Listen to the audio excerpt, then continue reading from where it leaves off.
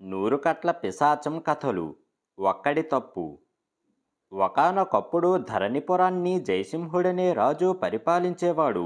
ఆయనకి అర్ధాంతరంగా ఏదో తెలియని జబ్బు చేసింది. అప్పుడు యువరాజు విశాలసింహుడికి 25 అతడు రాజ్యపాలన గురించి పట్టించుకోకుండా భార్య రూపమతితో కులాసాగా జీవితం గడుపుతూ ఉండేవాడు.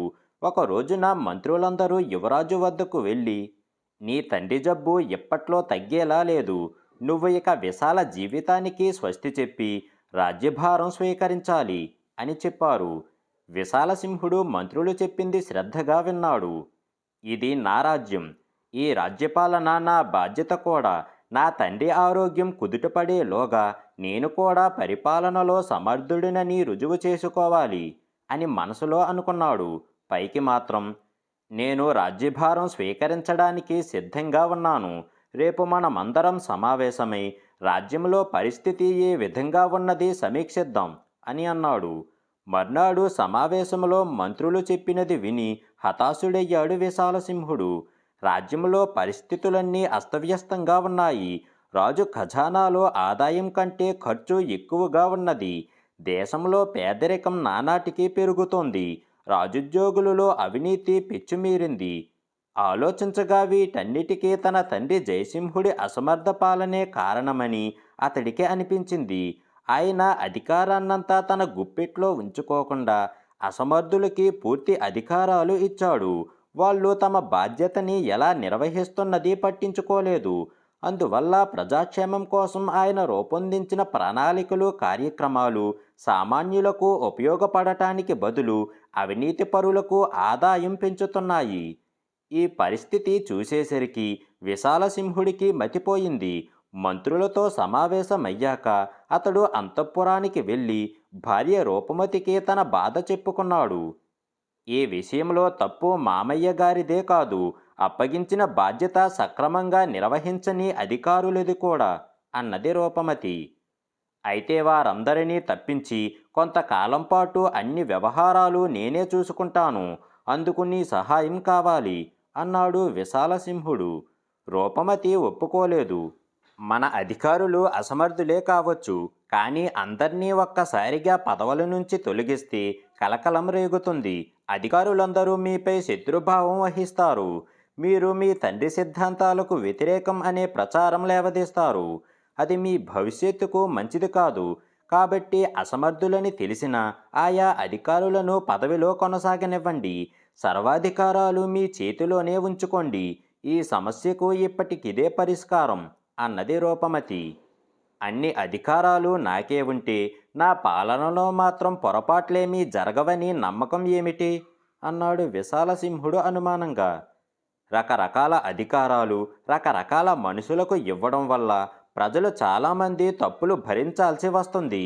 అన్ని అధికారాలు ఒక్క మీ చేతుల్లోనే ఉంటే ప్రజలు మీ ఒక్కరి తప్పునే భరించాల్సి వస్తుంది. ఏది మెరుగో మీరే ఆలోచించి చూడండి అన్నది రూపమతి. భార్య మాటలు విశాలసింహుడికి నచ్చాయి. మర్నాడు అతడు మంత్రులను మళ్ళీ సమావేశపరిచాడు. దేశ పరిస్థితుల గురించి తను పడుతున్న ఆందోళన చెప్పాడు.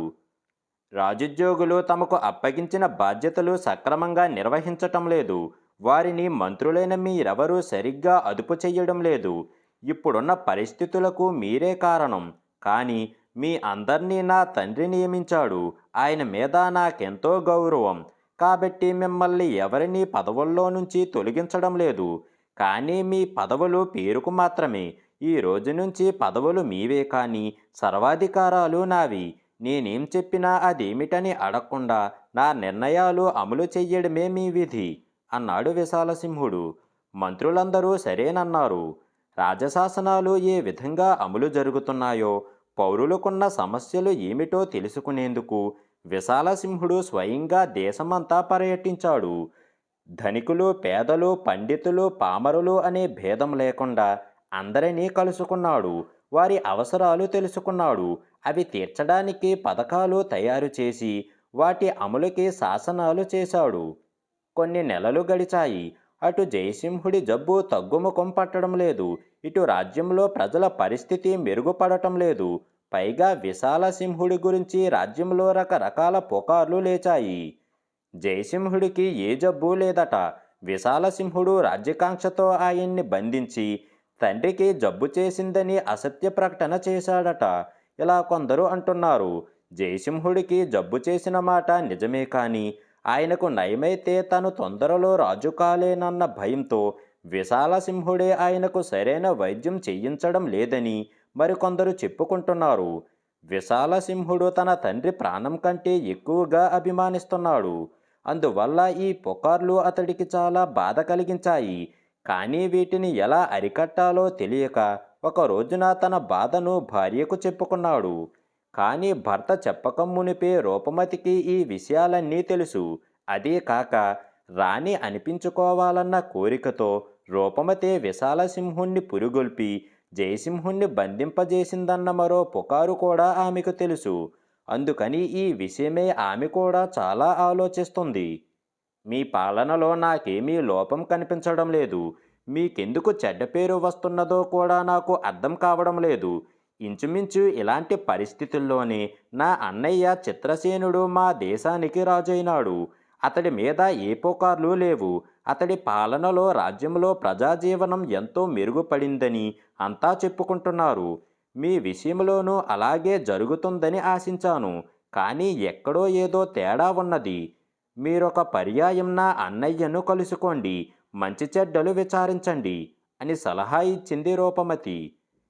ఈ సలహా విశాలసింహుడికి నచ్చింది. అతడు వెంటనే చిత్రసేనుడు రాజధాని శ్రవణపురికి ప్రయాణమయ్యాడు.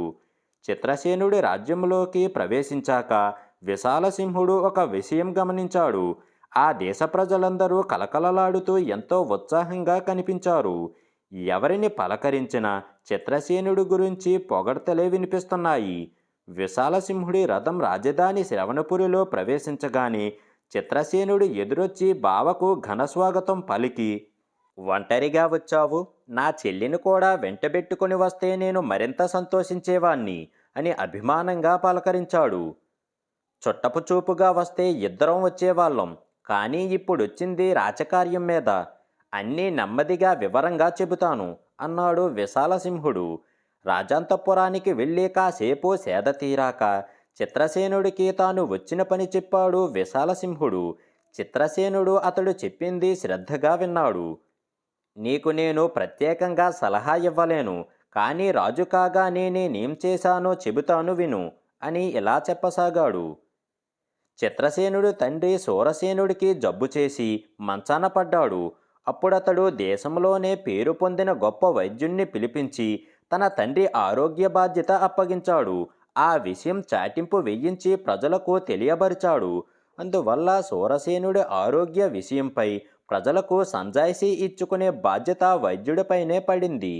చిత్రసేనుడు అంతటితో ఊరుకోలేదు. మరే వైద్యుడైనా సూరసేనుడికి త్వరగా స్వస్థత చేకూర్చగలిగితే 10,000 బంగారు నాణాలు బహుమతి ఇస్తానని మరో చాటింపు కూడా వేయించాడు. తండ్రికి వైద్యం చేయించడం ఓ ఘనకార్యమా? దానికింత ప్రచారం అవసరమా? అన్నాడు విశాలసింహుడు ఆశ్చర్యంగా. అవసరమే. కొత్తగా రాజైనప్పుడు ఇటువంటి ప్రచారం ఎంతో ముఖ్యం. అది కొత్త రాజు మీద జరిగే దుష్ప్రచారాన్ని ఆపగలదు అని అన్నాడు. ఇది విశాలసింహుడికి నచ్చింది. నేను కూడా ఇలాంటి చాటింపులతో నాకొచ్చిన చెడ్డ పేరు పోగొట్టుకోవాలి అని అనుకొని, ఇక రాజ్యపాలనలో నీవు పాటించిన సూత్రాలేమిటో చెప్పు అని అన్నాడు. చిత్రసేనుడు గొంతు సవరించుకొని, రాజుని కాగానే నేను సర్వాధికారాల్ని హస్తగతం చేసుకోలేదు. అలా చేసుకుంటే మంచికైనా చెడుకైనా బాధ్యత నాదే అవుతుంది. జరిగిన మంచికి నన్ను పొగిడినా జరిగిన చెడుకి కూడా ప్రజలు నన్నే తప్పు పడతారు. అందుకని కొంతమంది అధికారులను నియమించి వారికి వేరువేరు బాధ్యతలు అప్పగించాను. తప్పు అయినా ఒప్పు అయినా ప్రజలు అన్ని విషయాలకు వారినే తలుచుకుంటారు. నన్ను ఏ తప్పు అంటదు అని అన్నాడు. అప్పుడు విశాలసింహుడు గర్వంగా, చిత్రసేన, ఈ విషయంలో నేను నీకంటే తెలివిగా వ్యవహరించాను. సర్వాధికారాలు నా చేతిలో ఉంచుకొని పేరుకు మాత్రం కొందరు అధికారుల్ని నియమించాను. నిర్ణయాలు నావి. తప్పు జరిగితే ఆ బాధ్యత వారిది అని అన్నాడు. చిత్రసేనుడు తల అడ్డంగా ఊపి, కానీ నువ్వు అనుకున్నట్లు జరగలేదు కదా. అందుకు కారణం నేను చెబుతాను. నీవెవరికి అధికారాలిచ్చావో వారికి ప్రజలతో ప్రత్యక్ష సంబంధం ఉండాలి. వారి వల్ల ఏదైనా తప్పు జరిగితే అందుకు వారే ప్రజలకు సంజాయిషీ ఇచ్చుకోవాలి. వారిపై రాజుకు ఫిర్యాదు చేసుకునే అధికారం ప్రజలకు ఉండాలి. అప్పుడే జరిగిన తప్పులకు రాజుకు బదులు అధికారులను తప్పుపడతారు ప్రజలు. నీ నిర్ణయాలే వారు అమలు చేసినప్పటికీ ఆ విధంగా నీకు తప్పించుకునే దారి ఉంటుంది. సర్వాధికారాలు నీ చేతిలో ఉన్నట్లు ప్రజలకు తెలిస్తే నీ వల్ల జరిగే తప్పులకు ప్రజలు ఇంకెవరికి ఫిర్యాదు చేసుకుంటారు? రాజు మీద ఫిర్యాదు చేయగల ధైర్యం ఎవరికీ ఉండదు కదా అన్నాడు చిత్రసేనుడు. విశాలసింహుడు అతన్ని మెప్పుకోలుగా చూసి, నీవు ఇంచుమించు నా వయసు వాడివి. ఇంతటి రాజనీతి ఏ గురువు వద్ద నేర్చుకున్నావు అని అన్నాడు. చిత్రసేనుడు నవ్వి, రాజనీతి గురువు చెబితే రాదు, అనుభవంతో వస్తుంది. నేను అనుభవజ్ఞులైన పెద్దల్ని మంత్రులుగా నియమించాను. ఒక్కొక్కరి అనుభవం ఒక్కోలా ఉంటుంది కాబట్టి ముఖ్యమైన విషయం చర్చించాల్సి వచ్చినప్పుడు ఆ 10 మందిని సంప్రదిస్తాను. అందరి సలహాల్లో మంచిని తీసుకుంటాను. అదే నా రాజనీతి, అదే నాకు శ్రీరామరక్ష అని అన్నాడు. అప్పుడు విశాలసింహుడు, నన్ను ఇంకా ఒక అనుమానం పీడిస్తున్నది. ఎక్కువ మందికి అధికారం ఇస్తే తప్పులు చేసేవారి సంఖ్య కూడా ఎక్కువ అవుతుంది. అధికారం ఒక్కడి చేతిలో ఉంటే ఒక్కడే తప్పు చేస్తాడు. అందుకే నేను సర్వాధికారాలు నా గుప్పెట్లో ఉంచుకుంటున్నాను. నీవు అంతే చేశావు. కానీ ఆ విషయం ప్రజలకు తెలియనివ్వలేదు. అందువల్ల మా రాజ్యంలో నాకు వచ్చిన చెడ్డ పేరు మీ రాజ్యంలో నీకు రాలేదు. కానీ మరి నీ రాజ్యంలో ప్రజలు ఉత్సాహంగా ఉంటే నా రాజ్యంలో ప్రజలు నీరసంగా అనిపిస్తున్నారు. అందుకు కారణం ఏమిటి అని అడిగాడు. నీ మాటలు సరికాదు. నువ్వనుకున్నట్లు నేను సర్వాధికారాలు నా చేతిలో ఉంచుకోలేదు. నా క్రింద అధికారులకు అప్పగించిన బాధ్యతలు నిర్వహించడానికి వారికి పూర్తి అధికారాలు ఇచ్చాను. ఆ అధికారాలు ఎన్ని తప్పులు చేసినా ప్రజలకొచ్చే నష్టం తక్కువ. ఎందుకంటే వాళ్ళ తప్పులు సరిచెయ్యడానికి రాజును నేనున్నాను. కానీ నేనొక్కణ్ణి తప్పు చేస్తే దేశం మొత్తం నష్టపోతుంది. అందుకే రాజు తప్పు చెయ్యకూడదు. అందుకోసం రాజు తన క్రింది అధికారులపై అజమాయిషీ చేసేటప్పుడు కూడా విజ్ఞులు సమర్థులైన మంత్రులు పలువురిని సంప్రదించాలి అన్నాడు చిత్రసేనుడు. అప్పటికి అర్థమయ్యింది విశాలసింహుడికి తన రాజ్యంలో పౌరుల కష్టనష్టాలకు కారణం కేవలం తన ఒక్కడి తప్పే కారణమని. విశాలసింహుడు చిత్రసేనుడికి కృతజ్ఞతలు తెలియజేసుకొని తిరిగి తన రాజ్యానికి వెళ్ళి జరిగింది రూపమతికి చెప్పాడు. తర్వాత చిత్రసేనుడు చెప్పిన పద్ధతిని అనుసరించి మంత్రుల్ని అధికారుల్ని నియమించి పరిపాలన ప్రారంభించి త్వరలోనే ప్రజారంజకుడైన రాజుగా మంచి పేరు తెచ్చుకున్నాడు. వినయశీలుడు ఈ కథ పూర్తి చెయ్యగానే, అధికారంలో ఉన్నవారు సామాన్యుల వలె తమకు తోచిన రీతిన ప్రవర్తించకూడదు. అది తెలియక తప్పు మీద తప్పు చేస్తూ ఇప్పటికే ఎందరో దేశ పౌరులను ఇబ్బంది పెట్టాను.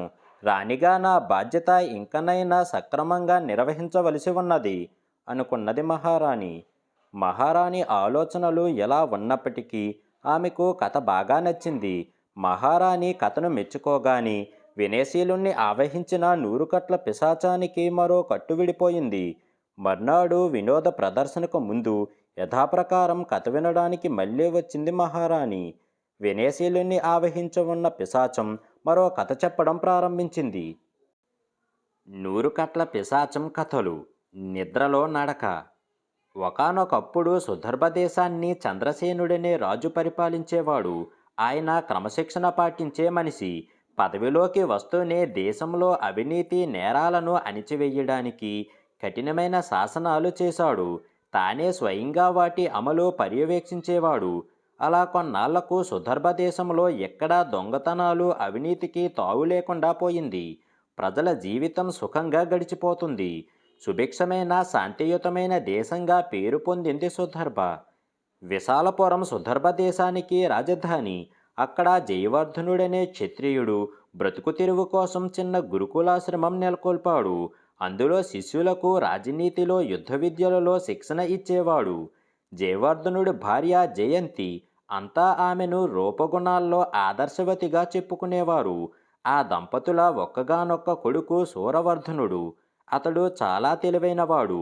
12 ఏళ్ల వయసుకే తండ్రి నేర్పిన విద్యలన్నిటిలో ఆరితేరగా జయవర్ధనుడు అతన్ని మరిన్ని విద్యలు నేర్వమని వేరే గురువు వద్దకు పంపాడు. 20 ఏళ్ళొచ్చేసరికి సూరవర్ధనుడికి రాని విద్య అంటూ లేదు. అప్పుడతడు రాజాశ్రయం కోసం వెడతానన్నాడు. కానీ తండ్రి ఒప్పుకోలేదు. ఎందుకంటే సూరవర్ధనుడికి నిద్రలో నడిచే అలవాటు ఉన్నది. రాత్రి మంచి నిద్రలో ఉన్నప్పుడు ఉన్నపళంగా లేచి ఎక్కడికో వెళ్ళిపోతాడు. చిన్నతనంలో అలా కొద్దిసార్లు జరిగిన తరువాత తండ్రి అతన్ని గదిలో పడుకోనిచ్చి బయటి నుంచి తలుపులు వేసేవాడు. తెల్లవారి లేచి చూస్తే అతడు మంచం మీద కాక తలుపు దగ్గర పడుకుని ఉండేవాడు. రాజాశ్రయం లభిస్తే త్వరలోనే కొడుకు రాజుకు ప్రీతిపాత్రుడు కాగలడని జయవర్ధనుడికి నమ్మకం ఉన్నది. కానీ రాజు కొలువులో ఒక్కోసారి రాత్రింబవళ్ళు రాజును అంటిబెట్టుకొని ఉండాల్సి రావచ్చు. అలాంటప్పుడు నిద్రలో నడిచే అలవాటు వల్ల రాజు అతన్ని అనుమానించవచ్చు, ఆగ్రహించవచ్చు కూడా. రాజుల సంగతి తెలియంది ఏముంది? ఇలా కొడుకు భవిష్యత్తు విషయంలో ఏం చెయ్యాలో తెలియక జయవర్ధనుడు సతమతమవుతూ ఉండగా ఒక రోజున అనుకోని సంఘటన జరిగింది. ఒక రాత్రి జయవర్ధనుడు కొడుకు గది తలుపులు వెయ్యడం మరిచిపోయాడు. అర్ధరాత్రి అయ్యేసరికి సూరవర్ధనుడు నిద్రలో నుంచి లేచి ఇంట్లో నుంచి బయటకొచ్చి నడవసాగాడు. నిర్మానుష్యంగా ఉన్న రాచబాటలో అలా నడుస్తూ వెళ్ళి కోటలో ప్రవేశించాడు. కునుకుపాట్లు తీస్తున్న కాపలా భటులు అతన్ని గమనించలేదు. అలా అతడు నిరాటంకంగా రాజాంతపురం చేరుకొని ఓ పాన్పు మీద పడుకున్నాడు. సూరవర్ధనుడు ప్రవేశించిన మందిరం ఆ దేశపు రాజకుమారి చిత్రలేఖది. తనకు తెలియకుండానే అతడు చిత్రలేఖ పాన్పుపై ఆమె పక్కనే శయనించాడు. ఒక రాత్రివేళ చిత్రలేఖకు మెలకువ వచ్చి పక్కలో ఉన్న సూరవర్ధుణ్ణి చూసి తెల్లబోయింది. ఒక్కసారిగా ఆమె నిద్రమత్తు విడిపోయింది. గట్టిగా అరవబోయి ఒకసారి అతన్ని పరీక్షగా చూసి ఆగింది. సూరవర్ధనుడు మన్మధుడికి మరో రూపంలా ఉన్నాడు. అతగాడు తన కోసం దివి నుంచి భువికి దిగి వచ్చిన దేవతా పురుషుడేమో అనుకున్నది ఆమె. లేకుంటే పరులెవ్వరూ చొరరాని అంతఃపురంలోకి అతడు ఎలా అడుగుపెట్టాడు? తన పాన్పుపైన పడుకునేటంత ధైర్యం అతడికి ఎలా వచ్చింది? పైగా అతడి ముఖం ఏ కలవరం లేకుండా ప్రశాంతంగా ఉన్నది. కాసేపు అతన్ని అలాగే చూస్తూ ఉండిపోయింది చిత్రలేఖ. కానీ క్రమంగా ఆమెలో వివేకం మేల్కొన్నది. అంతఃపురంలో పరపురుషులకు ప్రవేశం నిషిద్ధం. ఒకవేళ ప్రవేశించారో వారికి కఠిన శిక్ష తప్పదు. ఈ అపరిచిత యువకుడు శిక్షింపబడటం ఆమెకు ఇష్టం లేదు. కానీ తండ్రి వచ్చి చూసి అతడెవరని అడిగితే ఏమని చెబుతుంది? చిత్రలేఖ ఆలోచిస్తూనే ఉన్నది. ఈలోగా ఆమెకు ఎవరో తన మందిరంలోకి వస్తున్నట్లు అనిపించింది. వెంటనే పాన్పుపై తన స్థానంలో పడుకొని నిద్రపోతున్నట్టు నటించింది ఆమె. ఆ వచ్చినవాడు రాజు చంద్రసేనుడు. ఎందుకో ఆ రోజు ఆయనకు నిద్ర పట్టలేదు. అలాంటప్పుడు ఆయన రాకుమార్తె మందిరానికి వెడుతూ ఉంటాడు. కూతురు ముఖం చూడగానే ఆయనకు ఎంతో సంతోషం కలుగుతుంది. మనసుకు ప్రశాంతత కలుగుతుంది. చంద్రసేనుడు గదిలో పాన్పు మీద రాకుమారి ప్రక్కన పడుకొని ఉన్న యువకుణ్ణి చూసి ఉలిక్కిపడ్డాడు. ఆయన అతన్ని గతంలో ఎన్నడూ చూసి ఉండలేదు. ముందు రాజుకు కోపం వచ్చింది. తర్వాత అసలతడు అక్కడికెలా వచ్చాడన్న ఆలోచన కలిగింది. అంతఃపురంలో ఎవరి సహకారము లేకుండా లోపలికి రాలేడు. రావడమే కాక రాకుమారి పాన్పుపై శయనించాడంటే ఆమె అతన్ని ప్రేమిస్తుందేమో. ఈ రహస్య వ్యవహారం ఎన్నాళ్ళుగా నడుస్తున్నదో. చంద్రసేనుడు కూతురికి నిద్రాభంగం కాకూడదని సూరవర్ధనుణ్ణి నెమ్మదిగా తట్టిలేపి, ఎవరు నువ్వు? ఇక్కడికెలా వచ్చావు? అని అడిగాడు. మెలకువ వచ్చిన సూరవర్ధనుడికి పరిస్థితి అర్థం కావడానికి ఎంతోసేపు పట్టలేదు. అప్పుడతడు రాజుకి నమస్కరించి, మహారాజా, నాకు నిద్రలో నడిచే అలవాటున్నది అని తన పూర్తి వివరాలు చెప్పాడు. రాజుకు అతడు చెప్పింది నమ్మతగ్గదిగా లేదు. ఆయన చిత్రలేఖను నిద్రలేపాడు. అంతవరకు దొంగ నిద్ర నటిస్తున్న చిత్రలేఖ నెమ్మదిగా లేచి ఆ యువకుణ్ణి అప్పుడే చూసినట్లు ఆశ్చర్యపడి, ఇతడెవరు? అని అన్నది. వాళ్ళు నాటకమాడుతున్నారని రాజుకి అనుమానం కలిగింది. నిజం చెప్పమని ఇద్దరినీ నిలదీశాడు. కానీ ఎంతసేపు ఇద్దరూ ఒకే మాట చెబుతున్నారు. చంద్రసేనుడు విసిగిపోయి, నువ్విలా నిద్రలో నడిచి అంతఃపురంలో అడుగు పెట్టడం ఎలా సాధ్యం? నా భటులందరూ నిద్రపోతున్నారంటావా? అని అన్నాడు. అప్పుడు చిత్రలేఖకు కాస్త ధైర్యం కలిగింది. ఆమె తండ్రితో, ఇతడిలా అంతఃపురంలోకి వచ్చినట్లు ఎవ్వరికీ చెప్పవద్దు. ప్రస్తుతానికి ఇతన్ని అతిథిగా గౌరవించి వచ్చే రాత్రి దాకా అంతఃపురంలో ఉండనిద్దాము. ఇతడి మాటలు నిజమైతే గౌరవంగా వెనక్కి పంపుదాము. అబద్ధమైతే తగిన శిక్షకు గురి చెయ్యవచ్చు అని అన్నది. చంద్రసేనుడికి కూతురు ఇచ్చిన సూచన నచ్చింది. సూరవర్ధనుడు మాత్రం, ప్రభు, నన్ను మా ఇంటికి వెళ్ళనివ్వండి. నా తల్లిదండ్రులు కంగారు పడుతూ ఉంటారు అని అన్నాడు. చంద్రసేనుడు తెల్లవారే వరకు ఆగి జయవర్ధనుడికి కబురు పంపి రాజాంతపురానికి రప్పించాడు. ఆయన్ని చూడగానే రాజుకి అర్థమయ్యింది ఆయన కొడుకు కోసం కలవరపడుతున్నాడని. చంద్రసేనుడు ఆయనకు రాత్రి జరిగింది చెప్పి సూరవర్ధనుడి వివరాలు అడిగి తెలుసుకున్నాడు. అయితే ఆయనకు జయవర్ధనుడి మాటలపై నమ్మకం కుదరక, అనుమతి లేకుండా అర్ధరాత్రి పూట రాజాంతపురంలో అడుగుపెట్టడం చాలా పెద్ద నేరం. అందుకు నీ కుమారుడికి మరణశిక్ష విధించాల్సి ఉన్నది. నువ్వన్నట్లు నీ కుమారుడు తన పరాక్రమం నిరూపించుకుంటే ఆ శిక్ష కొంత తగ్గుతుంది అని అన్నాడు. జయవర్ధనుడు భయపడలేదు. తమరు నా తనయుడి ప్రతాపం చూడాలన్నదే నా కోరిక. అది ఇలా తీరడం సంతోషంగా ఉంది అన్నాడు నమ్మకంగా. ఆ రోజే రాజాస్థాన యోధులకు సూరవర్ధనుడికి పోటీ జరిగింది. యుద్ధ విద్యల్లో అతన్ని మించిన వారు ఆ ఆస్థానంలో లేరని రుజువయ్యింది. అతడి పరాక్రమాన్ని స్వయంగా తిలకించిన చంద్రలేఖ అతన్ని తప్ప వేరెవ్వరినీ పెళ్లాడకూడదని మనసులో నిర్ణయించుకున్నది. పోటీలయ్యాక రాజుకో అనుమానం వచ్చింది. ఆయన జయవర్ధనుడితో, సామాన్యుడిగా ఈ నగరంలో ఉంటూ నీ తనయుడు ఇంత ప్రావీణ్యుడయ్యాడంటే నమ్మశక్యంగా లేదు. నాకు ఇప్పుడు నీ ఆశ్రమం మీద అనుమానం పుట్టింది. అక్కడ నీవు శిష్యులకు విద్య నేర్పుతున్నావా, లేక విప్లవకారుల్ని తయారు చేస్తున్నావా? నీ కొడుకు నిద్రలో నడిచి సరాసరి రాజాంతపురంలోకి ఎలా రాగలిగాడు? ఇదంతా ఏదో కుట్రగా తోస్తున్నది నాకు అని అన్నాడు. జయవర్ధనుడు తడబడలేదు. ప్రభు, ఒక్క రాత్రి సూరసేనుణ్ణి గమనించండి. తమ అనుమానాలన్నీ పటాపంచులైపోతాయి అన్నాడు. చంద్రసేనుడు సరేనన్నాడు. సూరవర్ధనుడు ఆ రాత్రికి రాజాంతపురంలో నిద్రించాడు. రాజు అతడికి తనే స్వయంగా కాపలా ఉన్నాడు. ఒక రాత్రివేళ సూరవర్ధనుడు నిద్రలేచాడు. అతడేమాత్రం తడుముకోకుండా నడుస్తూ ఉంటే రాజు అతన్ని అనుసరించసాగాడు. సూరవర్ధనుడు అంతఃపురంలోనే చాలా దూరం నడిచి ఒక మందిరంలో చొరబడి అక్కడ ఖాళీగా ఉన్న మంచం మీద నిద్రపోయాడు. ఆ మందిరం చంద్రసేనుడు దాయాది మిహిరసేనుడిది. కానీ అప్పుడక్కడ పాన్పు ఖాళీగా ఉండటం చూసి రాజు ఆశ్చర్యపడ్డాడు. ఆయన అక్కడి నుంచి కదలబోతూ ఉండగా పక్క గదిలో నుంచి మాటలు వినిపించాయి. ఏమిటా అని అటు వెళ్ళి గది తలుపుల మధ్య సందులో నుంచి చూస్తే లోపల మిహిరసేనుడు, ఇద్దరు మంత్రులు, సేనాధిపతి ఉన్నారు. వారి మాటలు రాజుకు స్పష్టంగా వినబడుతున్నాయి. దేశంలో పూర్తిగా శాంతి నెలకొని ఉన్నది. రక్షక భటులు, కాపలా వాళ్ళు తమ బాధ్యతలు సక్రమంగా నిర్వహించకపోయినా ఎక్కడా నేరాలు జరగడం లేదు. మనం త్వరగా రాజ్యాన్ని చేజిక్కించుకునేందుకు ఇదే మనకు మంచి అవకాశం అన్నాడు మిహిరసేనుడు. తమరు త్వరపడాలి. మహారాజు ఈరోజు అమిత పరాక్రమవంతుడైన ఓ యువకుణ్ణి తెచ్చాడు. వాడి ఆస్థానంలో స్థిరపడేలోగా మనం మన పథకం అమలు జరపాలి అన్నాడు ఓ మంత్రి. రెండవ మంత్రి ఆ మాటలు బలపరిచాడు. అప్పుడు సేనాధిపతి, ప్రజలందరూ మహారాజును ప్రాణానికి మిన్నగా ప్రేమిస్తున్నారు. మన కారణంగా ఆయనకేదైనా ప్రమాదం సంభవించినట్లు తెలిస్తే నా కింద పనిచేసే సైనికులే నాకే ఎదురు తిరుగుతారు. కాబట్టి మనం తెలివిగా రాజుకు విషప్రయోగం చెయ్యాలి. అంతా అది సహజ మరణమే అనుకోవాలి. అందుకు మనకు ఆస్థాన వైద్యుడి సహకారం కావాలి.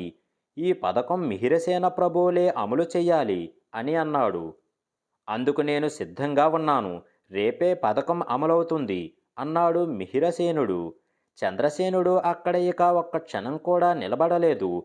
వెంటనే మంచం మీద నిద్రిస్తున్న సూరవర్ధనుణ్ణి రెండు చేతులతో ఎత్తుకొని త్వరగా తన కుమార్తె మందిరానికి వెళ్ళాడు.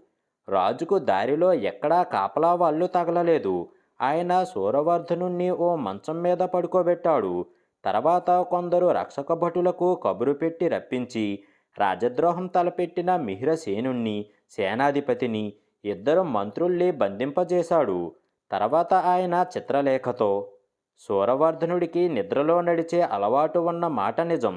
కానీ ఈ అలవాటు మనకు మహోపకారం చేసింది. లేకుంటే రేపే నాకు భూమి మీద నూకలు చెల్లిపోయేవి. రాజ్యం దుష్టుల హస్తగతం అయ్యేది. ఇక నీ గతి ఏమయ్యేదో ఊహించడానికి కూడా భయంగా ఉన్నది అని జరిగింది చెప్పి, ఈ యువకుణ్ణి తగిన విధంగా సన్మానించాలి. అదెలాగో నీ అభిప్రాయం చెప్పు అని అన్నాడు. చిత్రలేఖ సిగ్గుతో తల వంచుకొని, ప్రభు, ఇతడు మహావీరుడు, ఈ దేశానికి రాజు కాతగ్గవాడు. నాకితడు బాగా నచ్చాడు. మీరు అనుమతిస్తే నేనితన్ని పెళ్లి చేసుకుంటాను అని అన్నది. చంద్రసేనుడు తెల్లబోయి, నీ నిర్ణయం సమంజసంగా లేదు. ఇతడి వల్ల మనకు మహోపకారం జరిగి ఉండవచ్చు. కానీ నిన్ను పెళ్లాడితే ఇతడి దేశానికి రాజు అవుతాడు. ఏ దేశపు రాజుకైనా నిద్రలో నడిచే అలవాటు ఉండటం ప్రమాదం అని అన్నాడు. చిత్రలేఖ నవ్వి, ప్రభు, తమకు నిద్రలో నడిచే అలవాటు లేదు. కానీ సూరవర్ధనుడికి ఉన్న ఆ అలవాటే మిమ్మల్ని కుట్రదారుల నుంచి రక్షించింది. కుట్రదారులు ఏర్పడ్డానికి కారణం మీ అజాగ్రత్త. దేశంలో శాంతి భద్రతలు నెలకొని ఉన్నంత మాత్రాన ప్రభువులు అజాగ్రత్తగా ఉండరాదు. అజాగ్రత్త వల్ల దుష్టశక్తులు విజృంభిస్తాయి. ఒక దేశానికి రాజు అయినవాడు సర్వకాల సర్వావస్థలోనూ ప్రజాక్షేమం గురించి, శాంతి భద్రతల గురించి ఆలోచిస్తూ ఉండాలి. అటువంటి వాడికి సరైన నిద్ర పట్టదు. సరైన నిద్ర పట్టని వాడు నిద్రలో లేచి ఏం నడుస్తాడు? కాబట్టి ప్రభు, సూరవర్ధనుడికి నన్నిచ్చి పెళ్లి చేయండి. రాజుగా అతడు ప్రజాక్షేమాన్ని చూస్తే, రాణిగా నేను అతడి క్షేమం చూసుకుంటాను అని అన్నది. చంద్రసేనుడు మారు మాట్లాడలేదు. ఆయన చిత్రలేఖతో సూరవర్ధనుడికి వివాహం జరిపించి, రాజ్యాన్ని అతడికి అప్పగించి, తాను రాజుకు సలహాదారుడిగా ఉండసాగాడు. సూరవర్ధనుడి పాలనలో సుధర్భ దేశం మరింత వైభవంతో వర్ధిల్లింది. వినయశీలుడు ఈ కథ పూర్తి చెయ్యగానే, ప్రజాక్షేమం గురించి ఆలోచనలతో సాధారణంగా రాజులకు నిద్ర పట్టదట. కానీ నా భర్తకు నా నుంచి ప్రజలను ఎలా రక్షించాలన్న ఆలోచనలతో నిద్ర పట్టడం లేదు. రాజు ప్రజల క్షేమం చూస్తే రాణి రాజు క్షేమం చూడాలి. అందుకు బదులుగా నేను రాజుకు తీరని మనోవ్యధ కలిగిస్తున్నాను అనుకున్నది మహారాణి. మహారాణి ఆలోచనలు ఎలా ఉన్నప్పటికీ ఆమెకి కథ బాగా నచ్చింది.